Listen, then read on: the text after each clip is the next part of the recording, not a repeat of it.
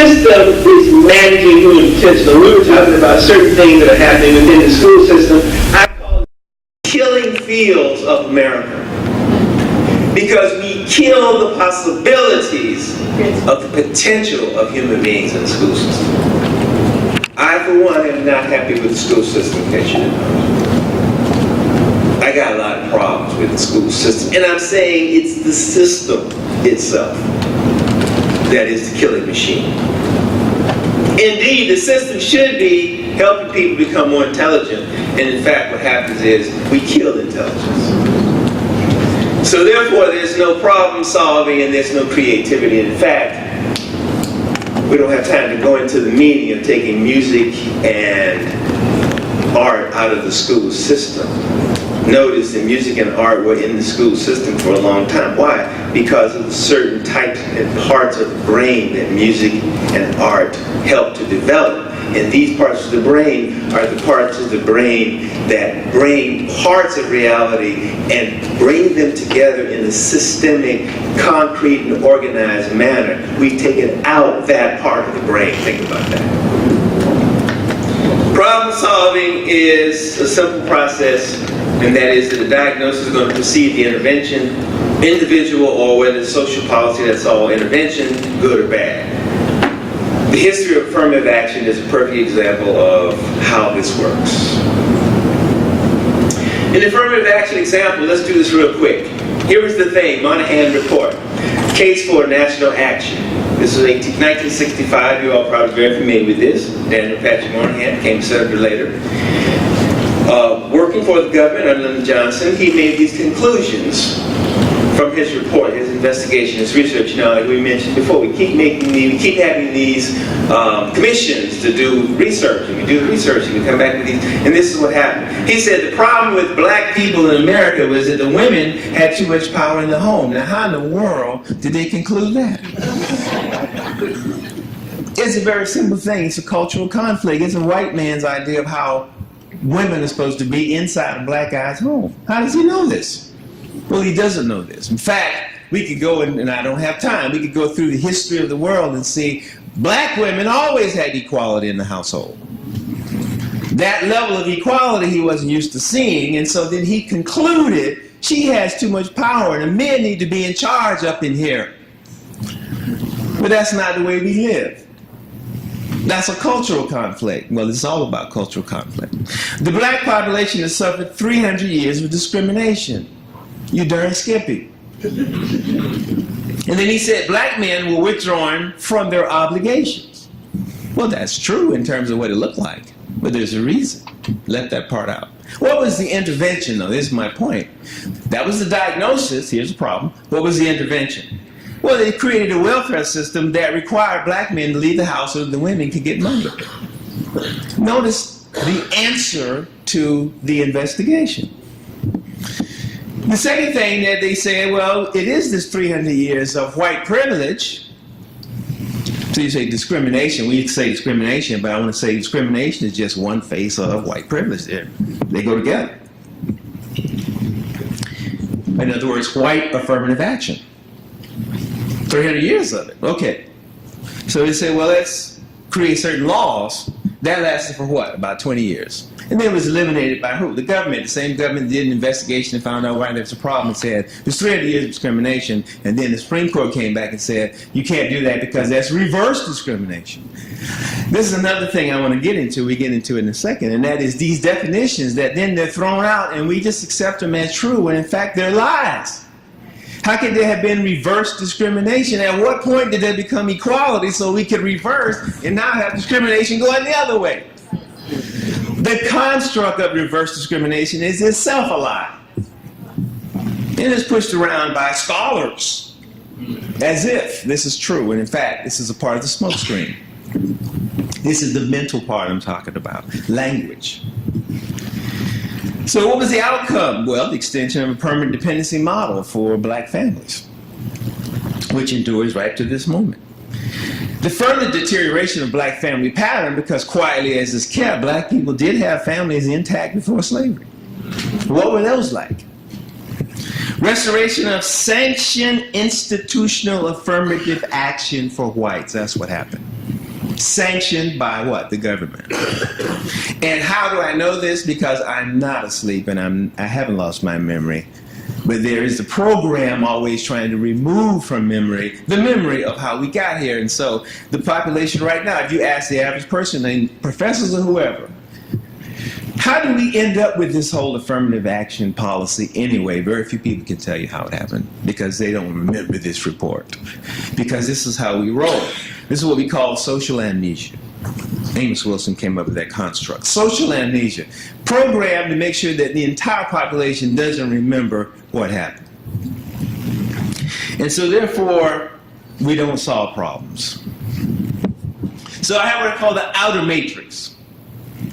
In the outer matrix, the main issue is mind language. That is to say, who and how reality is defined for the masses. Like I just talked about, reverse discrimination. These terms, these constructs that are given to the masses as if they are true and become true because they're given to the masses as if they are true. This is done primarily through media, of course, and all the different forms of media. That's a world dynamic. It's no longer just a part of the United States. That's a world dynamic. Currency is in all forms of exchange. Currency. Everything is about energy, whether it's visible or not. The highest currency is human potential. And that's what I was talking about a minute ago. And what we do when we know that we have currency is we engage in investments and creativity with our currency. And we're talking about the fact that we do not invest in the human potential of people, not just the black folks, but especially the black folks. It's only through the investment and the creativity that we end up coming up with certain types of products. When we look at the product, we don't like the product, again, that has to do with the lack of investment. In fact, my diagnosis, because diagnosis precedes intervention, my diagnosis is our problem really is a human versus what I call the vampire culture paradigm. Or the one percenters, and we're talking about those famous names that you all know very well. Those multi-billionaire, zillionaire families where generation after generation, the same family is a multi-zillionaire, billionaire family, and they really have the input because they pay all the people that end up being in place to run the system, et cetera, et cetera. They invest in human potential in the way that they want to invest in human potential for their own interests, regardless of human need and potential. This is what we're up against. Education on managing energy and currency is kept among the elite, the regular, everyday Joe like you and me. They don't get that type of education. If you get it, you got it accidentally. You didn't get it on purpose. Finally, the dehumanization of misinformation.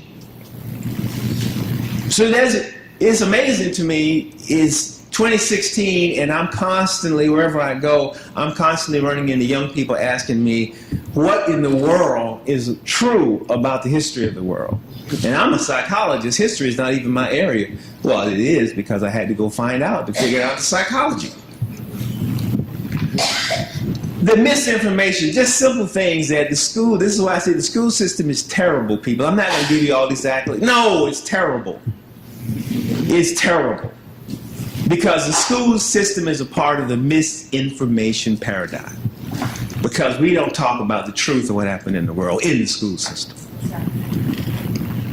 And the truth is, if we knew, we would know that Africa had a long history of evolution and development, and most of what we take for granted as so-called progress and development was developed in Africa. Most of it. And I can show you that. It would take me a couple of years probably to do it.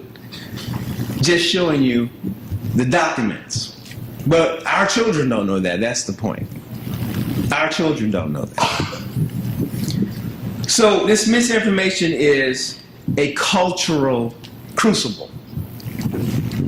Culture is what carries the intents and the value system. Now, we talk about capitalism, and then we talk about democracy. I just want you to, or that last part down there, I just want you to think and ask yourself, is capitalism as it actually is that compatible with democracy and equity?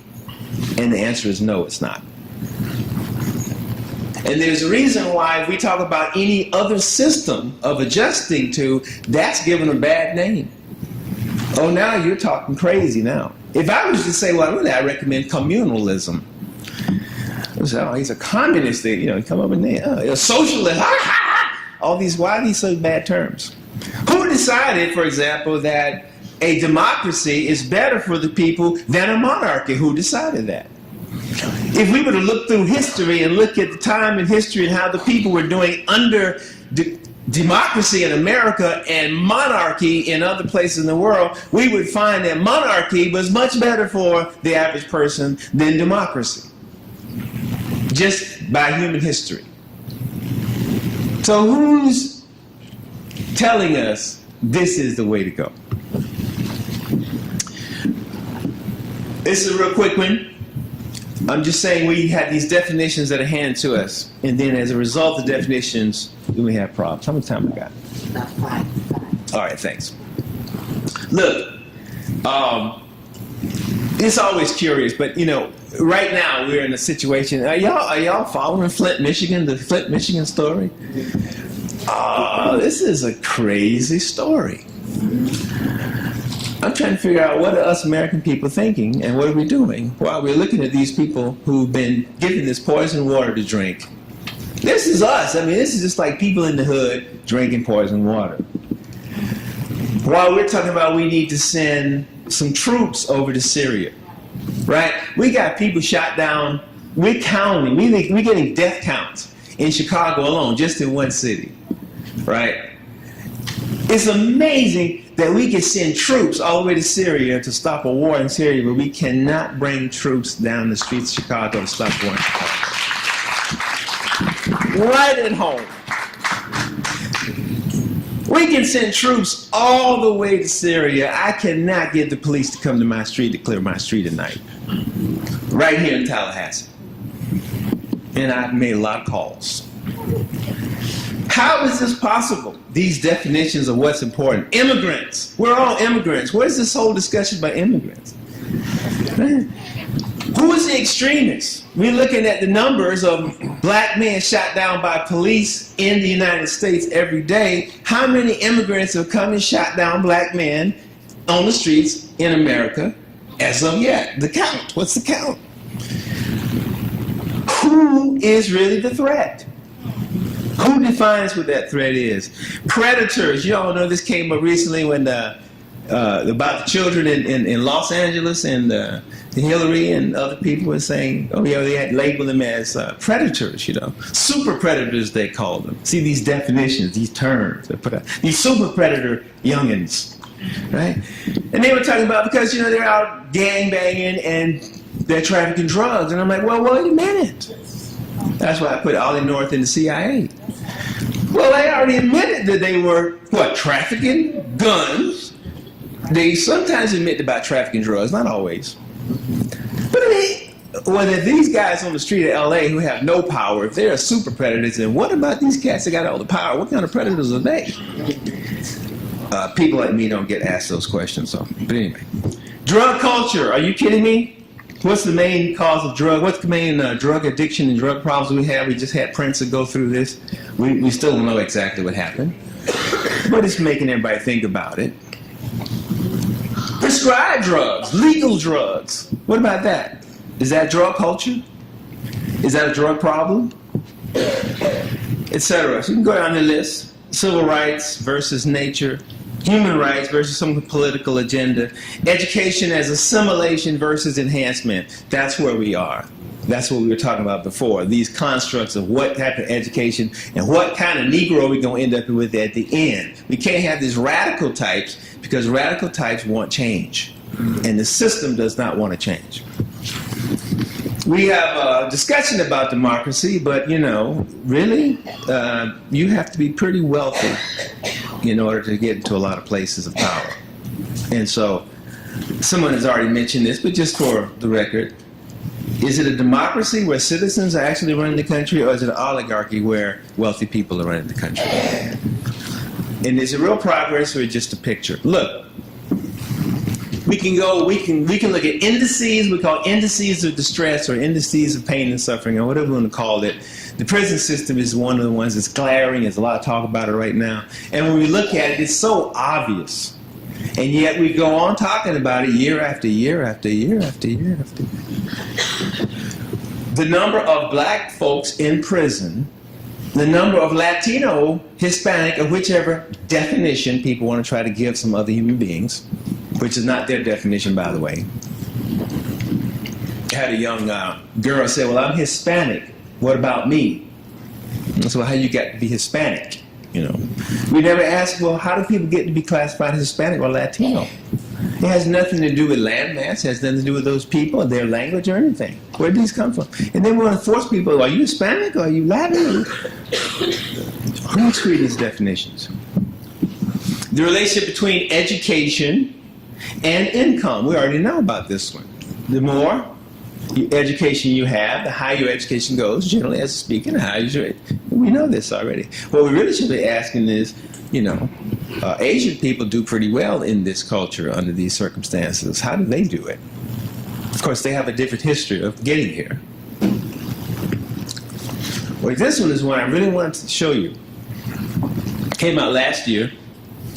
This is a lifetime income growth pattern of NFL players. Notice the red is NFL players. This gets to the crux of what I'm talking about. Notice NFL players tend to come from lower income backgrounds. They tend to make a lot of money real quick. They tend to have a lot of money for a few years, and they tend to go broke, and then they tend to be less well off than the rest when it's all over with. And this is my point why money and even opportunity isn't necessarily the problem. It's mental. You could be a great football player and make a whole bunch of money, and that doesn't mean you're going anywhere. In fact, most don't go anywhere. You can have all this privilege, have all these doors open for you, and still not know how to act. So we look at something like this one. This is just one I decided because we didn't have time. Arrest patterns of NFL players. Notice that NFL players are more likely than the average person to get arrested for various crimes with all that money. Now this one, I'm not sure if I can do this. We're going to hit it and see. Didn't work. Well, I'm going to move on. I wanted you, this is a commercial that's on right now. I wanted you to see this little short commercial because, notice, let's look at it for a second, then I'm going to move on. The culture of dehumanization is what I'm talking about. It says humans of the future, right? And then it's talking about this special eye camera, right? And this describes all the things that this camera can do. Like it'll keep memories. Like it has zoom capacity. And it goes on and on, all these things it can do. And I said, this is amazing. I need this for this talk. Why? Because guess what, people? That camera is nothing more than an imitation of what your eye and brain are already doing. You can zoom right now. You have memory right now. Your memories are lasting forever right now. What are they trying to sell you? An artificial version of yourself. And then you actually think this is success and progress. How did this happen? I would recommend every single human being in America to go look up the history of Donald Ewan Cameron. Psychiatrist, he created these techniques that are being used. This man is the man who created the, y'all know Bourne Identity and these Hollywood versions of a real thing. How they create assassins that can't remember what they're doing. This is the guy that came up with the program. But the program is being used all over the place now. It's not just used in the military. How did he do it? Notice what he did. He took the mental vulnerabilities of his subjects, the history of trauma. He put those traumas on tape, and he played those traumas over and over again. And then to the patient, and then he put them on drugs, and then he put them under hypnosis, and then he programmed them. Right? I suggest to you, this is no different than what you do with rap music today. It's the same thing.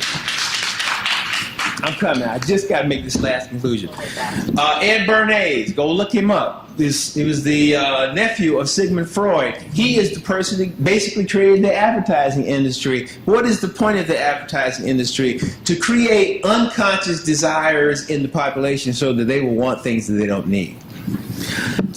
1927, Paul Mazur stated, we must shift America from a needs to a desire culture. That's where we are. I'm going to move on to this. The program. Who gets to decide what black people get to be the image of what it is that black people should aspire to be? Eye, brain, training, model.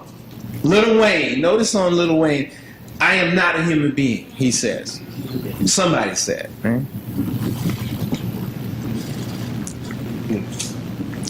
All right, last thing and I'm out here. Every culture has to answer 3 questions for a group of people. We're talking about the education of black folks. So what does a culture tell you? Culture tells you what things are, the definitions. Like the reason why I can question all these definitions is because I'm outside of this American culture definition paradigm. I'm coming up with my own definitions so that I can see clearly what's happening. Next, a culture not only defines reality for people, it also tells them how to behave. Given that you're in this situation, that's how you behave. The problem with us is that the educational system does not define black culture for black people. It defines black people as existing within white culture. And therefore, they don't know how to behave. Not only that, the culture tells you why it's important for you to behave this way. In other words, the value system within the life that you're living. And since that is not our value system, then our children don't know how to be of value to themselves. Right? If we don't respond to that in the educational system, then we're really not educating, we're assimilating. I'll stop there.